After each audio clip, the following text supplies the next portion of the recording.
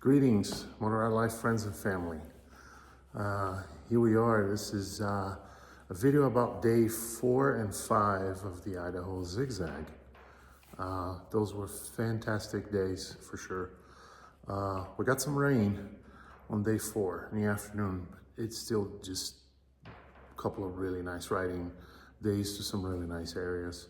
As you guys remember from the last video, we stayed in Rexburg, Idaho, a little college town, great place.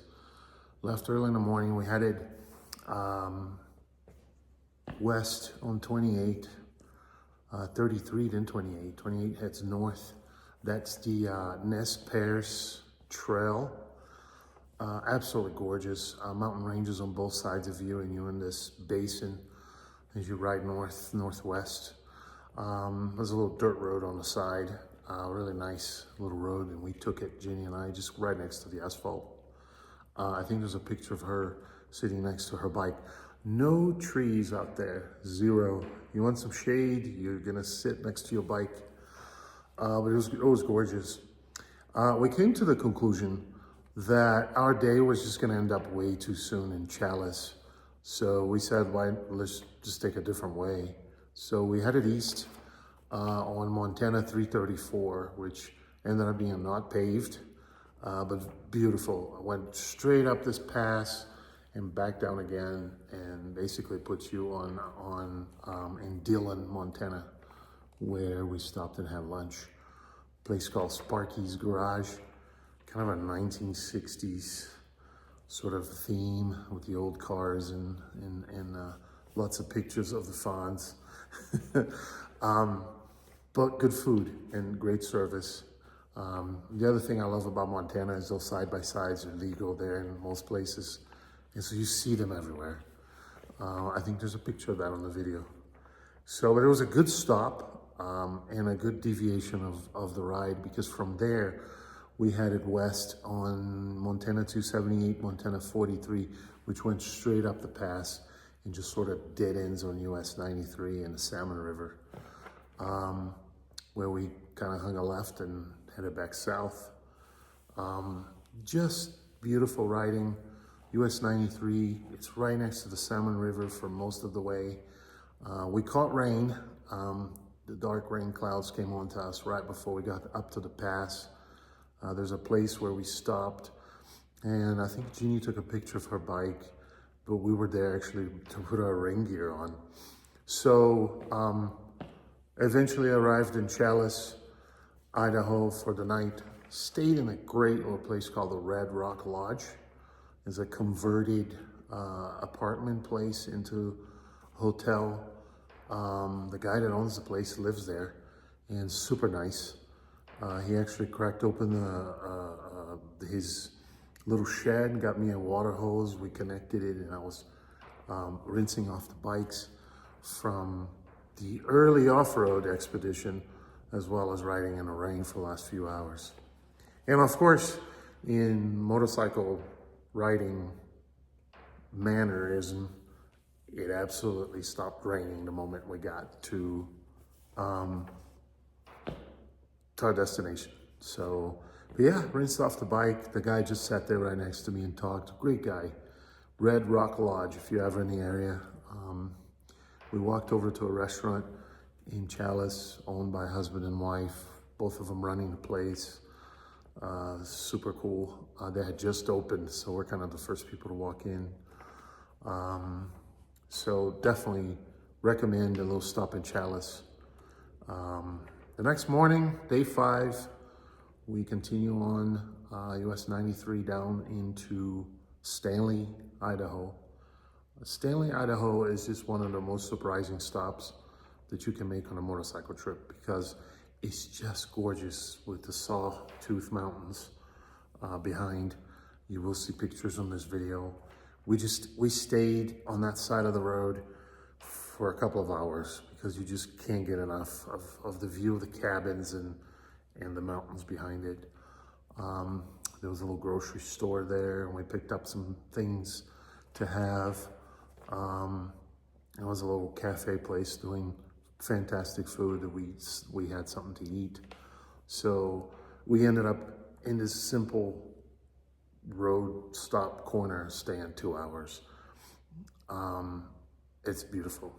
We continue on through the Idaho wilderness, which was just miles and miles, beautiful wooded areas. And this trip has really shown me how unbelievably beautiful the state of Idaho is.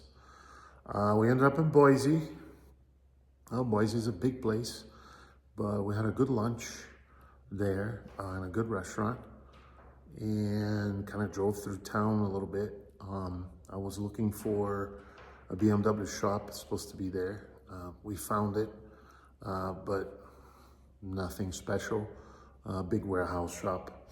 I'm not a huge fan of big warehouse shops where every other motorcycle brand is there and BMW has a 6x6 corner. It's just, we were kind of hung out a little bit and left. We headed north into Donnelly, Idaho, which is where we stayed a night.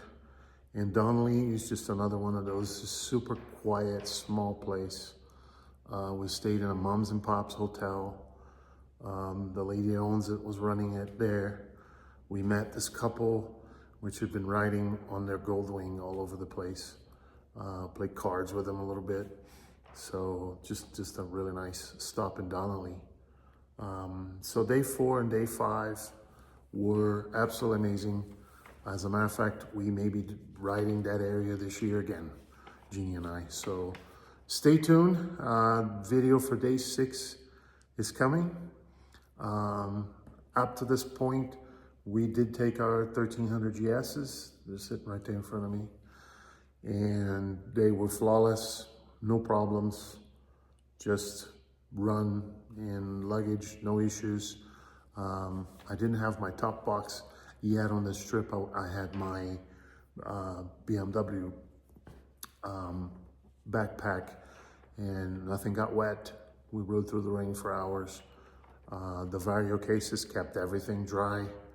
No leaks, no nothing. So yeah, Jeannie's, as you guys know, I have the Krigas soft bags on hers, everything bone dry, nothing wet.